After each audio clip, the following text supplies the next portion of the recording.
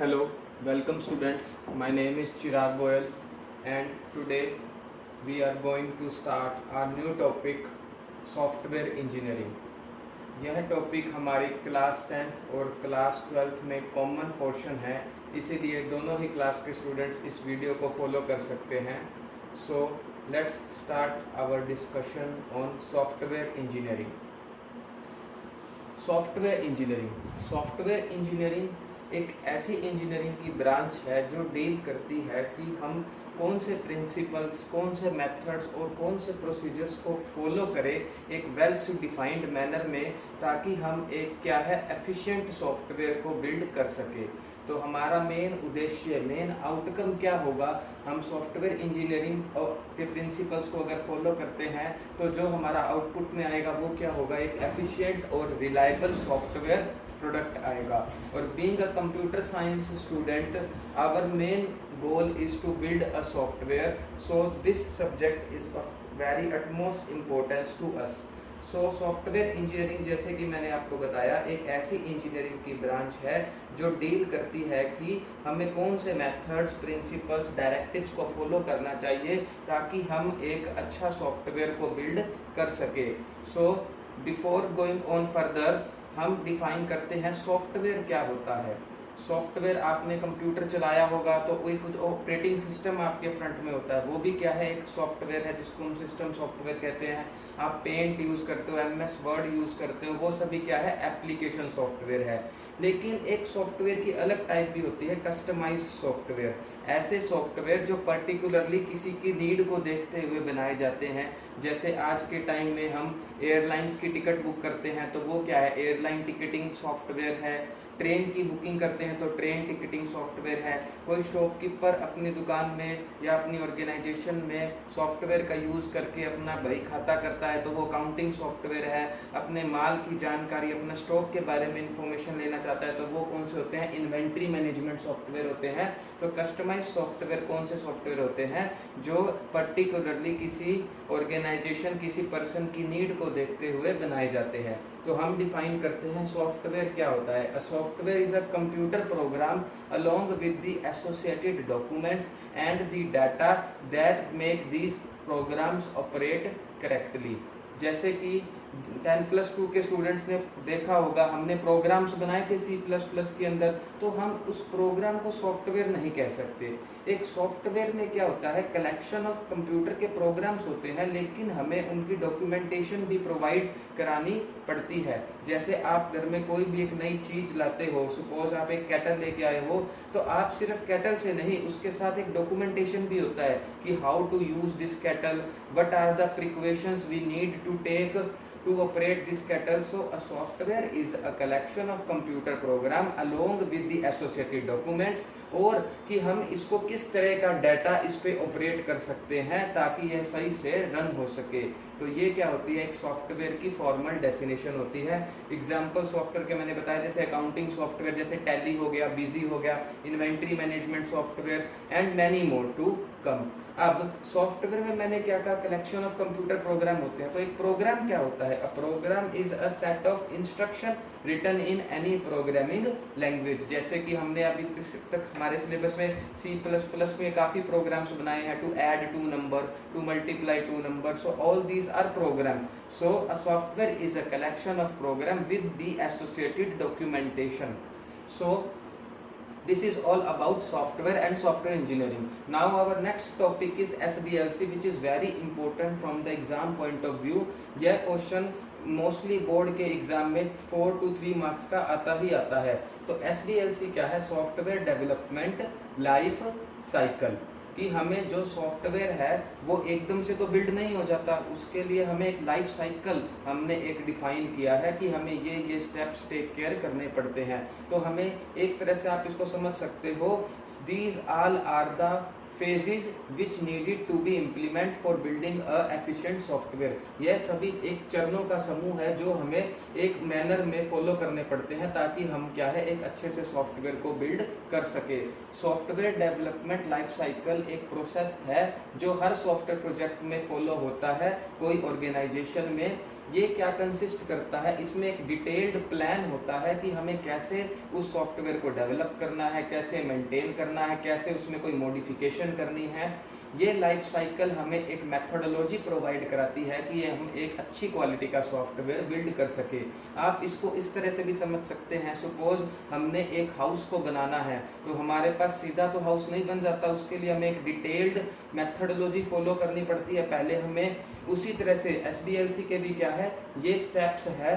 First phase is requirement collection and analysis, second is feasibility study, third is design, fourth coding, fifth testing, sixth installation and deployment, and 7 is the maintenance. So all these are the phases to build a efficient software. Requirement collection and analysis, मैं अब आपको एक real life का example दे रहा हूँ, हम technically बाद में जाएंगे। सपोज आपने एक घर बनाना था तो सबसे पहला फेज मेरा आया रिक्वायरमेंट कलेक्शन एंड एनालिसिस। हम सभी घर पर प्रियजन बैठ के या डिस्कशन करते हैं कि घर में कितने कमरे होने चाहिए, कितने लोगों के हिसाब से बनाना है। So all this come under requirement collection, कि हमारी बेसिक रिक्वायरमेंट कितनी है, हम उसी के हिसाब से बनाएंगे और फिर उसको एनालाइज करेंगे।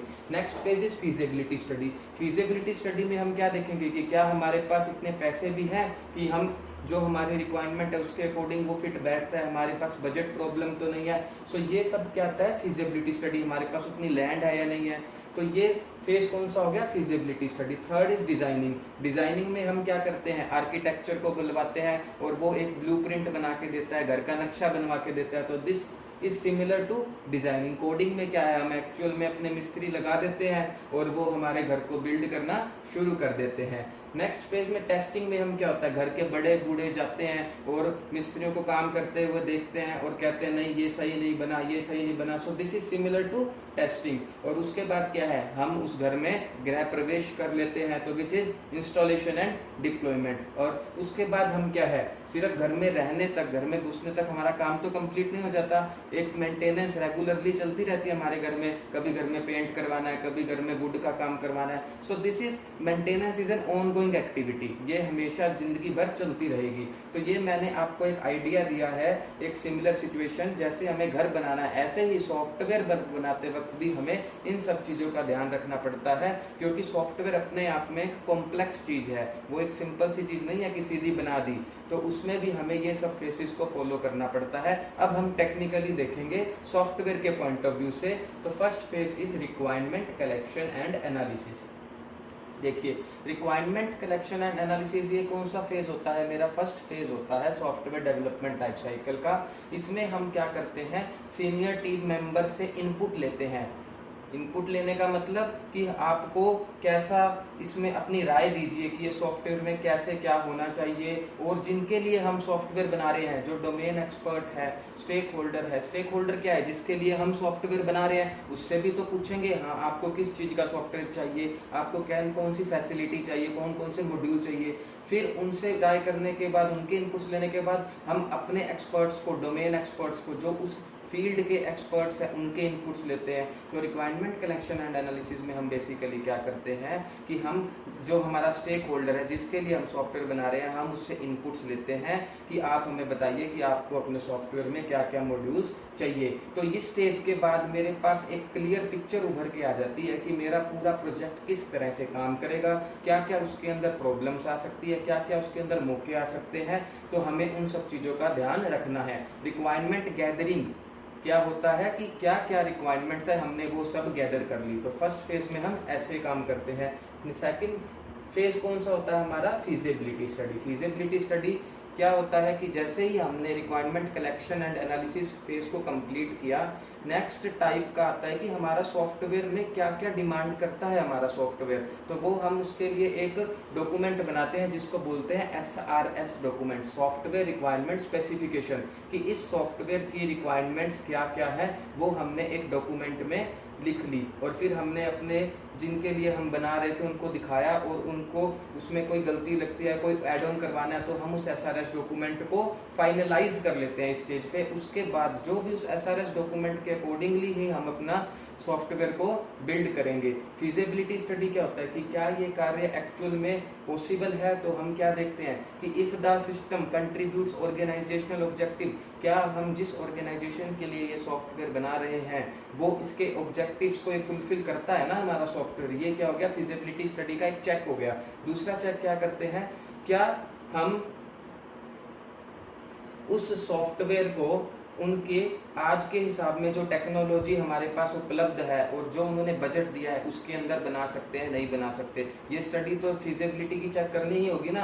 हम ऐसा तो नहीं कह सकते कि 30 लाख में हम 1000 गज के प्लॉट पे एक बहुत शानदार घर बिल्ड कर ले। तो ये क्या हो गया, फिजिबिलिटी स्टडी चेक। हमने स्टेज में क्या किया, एक डॉक्यूमेंट प्रिपेयर कर लिया जो फाइनली हमें बताएगा कि क्या क्या सॉफ्टवेयर में रिक्वायरमेंट्स है, और फिर हमने चेक कर लिया कि क्या वो रिक्वायरमेंट्स के अकॉर्डिंग ऑब्जेक्टिव्स फुलफिल हो रहे हैं ऑर्गेनाइजेशन के, और क्या वो करंट टेक्नोलॉजी और बजट में पॉसिबल है या नहीं।